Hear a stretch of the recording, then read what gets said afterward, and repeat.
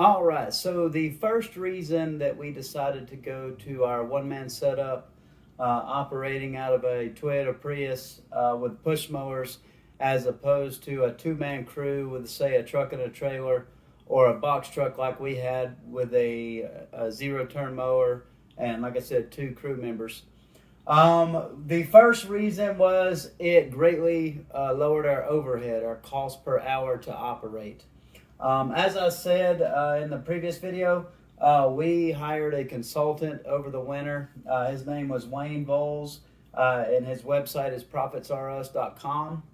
And the biggest thing Wayne helped us with is he helped us calculate our per hour cost to mow and to do all of our other services.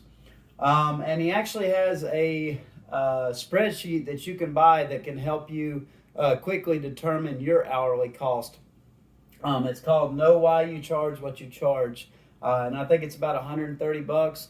Well worth it. If there's anything you do for your business this year, the single most important thing that you could do would be able to figure out what your hourly costs are. Because if you are like me or like most people, you have no idea and you're just kind of shooting in the dark. You know what your monthly payments are. You kind of know what your costs are. But most of the time when you price stuff, you're just basing it on, well, this is what our market charges, or I think I can charge this price, or that yard looks like it should be a $40 yard. But you don't actually know. You're not basing that on information of what your costs are. So do you know why you charge what you charge? Do you know the hourly cost for all of your equipment, for your employees, your overhead percentage, all that stuff, so you can actually break that down to your cost. If you just know your monthly bills for your things, that does not correlate to what your hourly cost is. And I'll just give you a simple example. But let's say you have a mower and you use that mower 100 hours a year, and you're making the same payments, whatever the payments are a month. If you're using that mower 100 hours a year versus 1,000 hours a year, that mower effectively cost you 10 times much more per hour to operate if you're only using it 100 hours as if you're using it 1,000. Now there's some more variables to that, but that's kind of a simple example to give you an idea. So if you don't know how to break all your costs down into an hourly cost, you really, you're kind of shooting in the dark. It's really hard to price something when you don't know what it costs you. The big thing that Wayne helped us figure out is how to calculate our hourly cost. And when we did that, we were pretty shocked at what we came up with.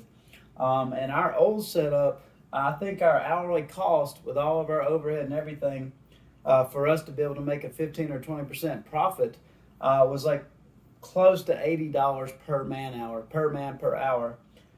So with a two-man crew working 10 hours, that means they would need to generate $1,600 a day in mowing revenue, which is impossible. It's pretty much double what they were bringing in sometimes. When we looked at the numbers and started running numbers to the new setup, the Prius with the push mowers, one-man crew, it dropped that cost from almost $80 to about in the mid 50s. So it drastically changed everything. So then it was, became, can one man go out and generate $550 a day in mowing revenue? Yes, that's very easy, much more attainable than a two-man crew going out and making $1,500, $1,600 a day. So that was a lot of the numbers that we saw that kind of prompted us to make that change and go to this crew we're using now. Now, I'll make another video about whether this is right for you or not. I don't want you to go out and sell your zero turn. This is very specific to our type of lawns. We have very small lawns, less than a quarter acre. So this was perfect for us. If you're doing some acreage or some bigger lawns, or other circumstances, which I'll talk about in another video, helping you decide what's a good setup for you. This might be good, it might not be good for you.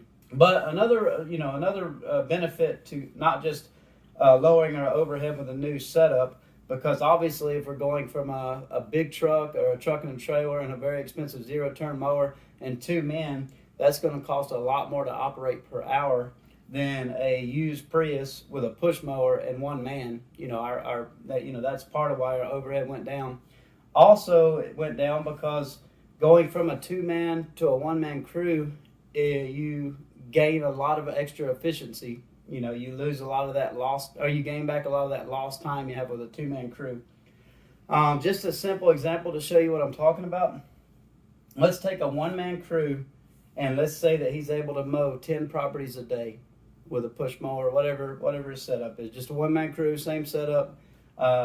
Just comparing that with a 2-man crew with that same setup. Let's say he has 5 minutes of travel time for each property. Travel time would be part of your inefficiency, wasted time that you're not getting paid for. That would mean in a day that he's going to waste a total of 50 minutes.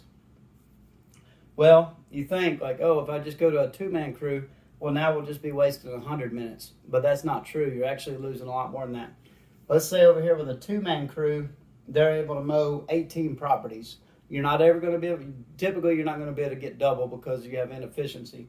Let's say they're able to mow 18 properties, probably going to be less than that with a 2-man crew, and they're having that same 5 minutes travel time between properties.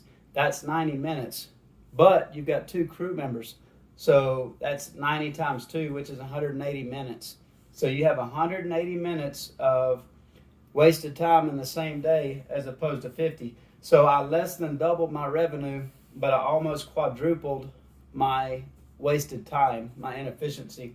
And this is a simple example. This is not taking into account other wasted time with a 2-man crew where you have one man waiting on another man at the end of each property, or things like that, because there's always inefficiencies like that. But this is just a simple example and why that it's always inherently more efficient to have a 1-man crew.